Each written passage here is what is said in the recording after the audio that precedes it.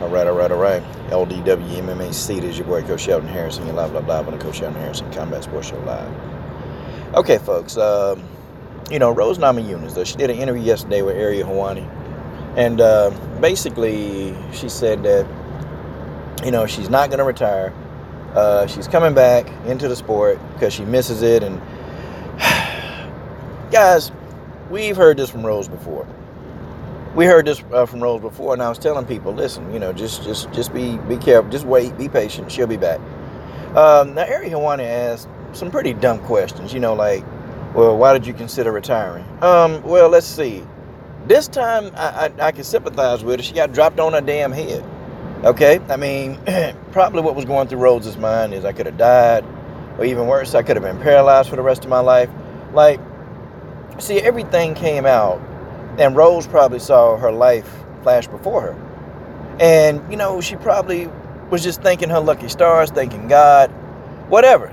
She was thanking everybody under God's hot sun that, hey, look, I'm here, and I'm thankful to be here. And you know what? There are more important things in life to do than fight, That's what Rose was saying in her head, and I know she was going through them steps.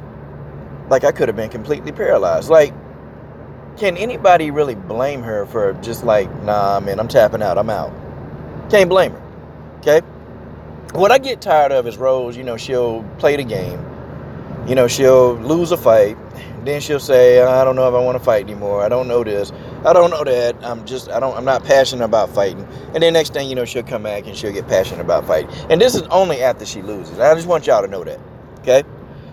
I'm a Rose fan. Okay, but I think Rose found out that this is the kind of athletic event, this is the sport that you can't be half in and half out. Like, if you are not completely focused on what you're doing when you get into this sport, I don't care how gifted you are, you could lose your life. This ain't something you play with, okay? This ain't something you play with. You don't play with this. And, I don't think Rose was taking everything for granted. I used to get a little irritated, though, on how she treated the belt. Like, well, it's just a belt. It's just, no. See, when you become the champ, everybody and their mama want a piece of you. There are no more easy fights, okay? The UFC, they see to that. See, it's not boxing. It's not like boxing where you get a couple of easy fights and then you fight somebody credible. No. You're fighting tough opposition back to back to back. That's what being a champion means. They're going to feed you somebody that's the number one contender, and you got to fight them, okay?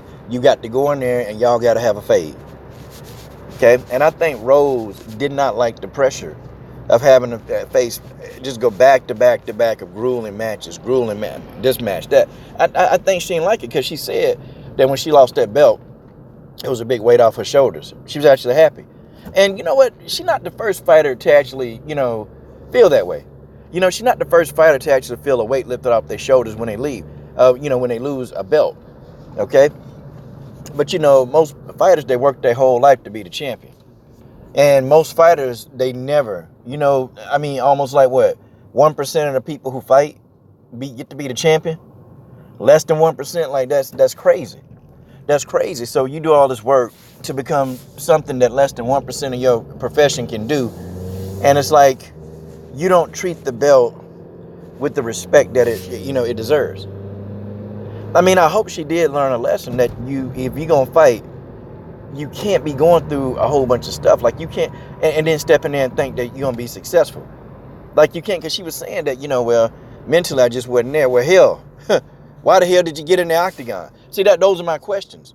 You can't be mentally not there in this game and then say, well, I'm finna step into the octagon. No, that's just not what it is. Okay, that's not how it works. Not in this sport. See, when you step into the octagon, that's life or death. Now, I can understand if you're playing basketball. More than likely, if you go play a basketball game and you're not mentally there, most of the time it's not going to mean your life. Now, there have been people to be killed in basketball games, but it is very few. Very few.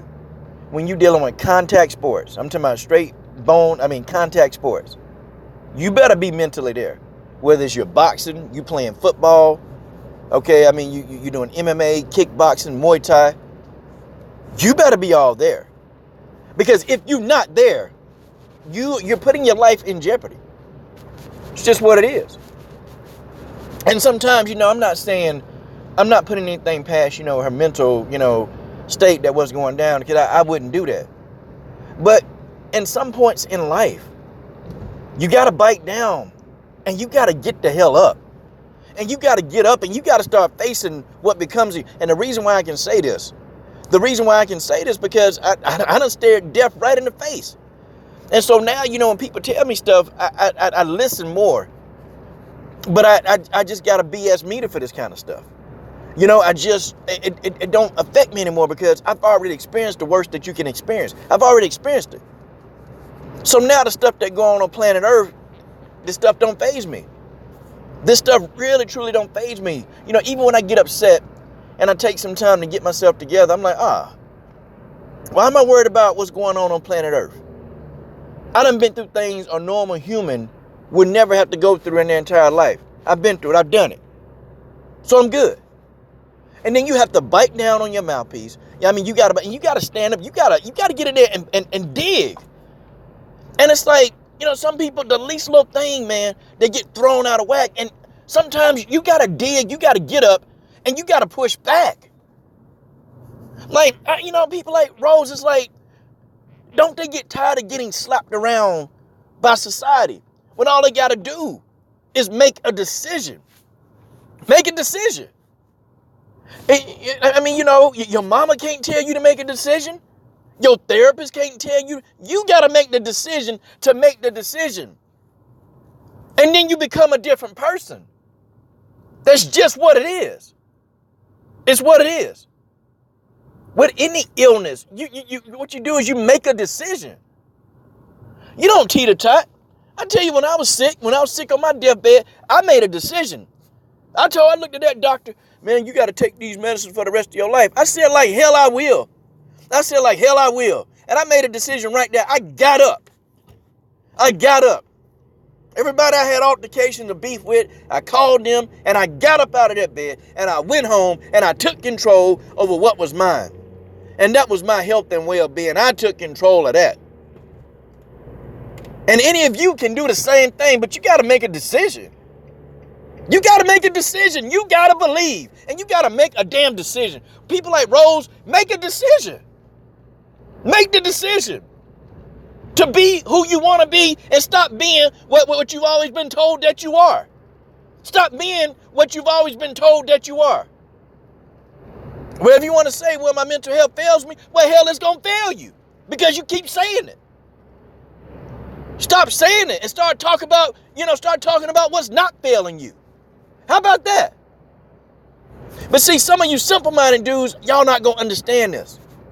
You ain't going to understand it because you're so stuck on stupid and all you want to do is come on here and argue about nonsense. It is what it is. I'm glad she's coming back, but this ain't old to me. It's getting tiring.